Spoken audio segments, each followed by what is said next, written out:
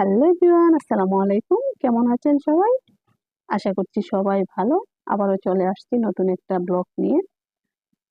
আজ আমি ফুরফুরা মুডে আছি, কারণ আমার প্রিয় মানুষটা আমার পাশে বসে আছে। সেই জন্য বসে বসে ভাবতেছিলাম উত্তম কুমার আর সুচিত্রা সেনের অভিনীত ওই গানটার কথা। এই পথে যদি না শেষ হয় তবে কেমন হতো, তুমি বলো তো, তুমি বলো। ওই গানটা ভাবতে ভাবতে জানলার দিকে তাকিয়েছিলাম। হঠাৎ মনটা খারাপ হয়ে গেল। দুজন মহিলা বৃষ্টির দিনে ছাতার পরিবর্তে পলিথিন পেঁচিয়ে নিয়েছে শরীরে, জীবিকার তাগিদে কর্মস্থলে যাচ্ছে। সেই কথাটাই ভেবে মনটা খারাপ হয়ে গেছিল।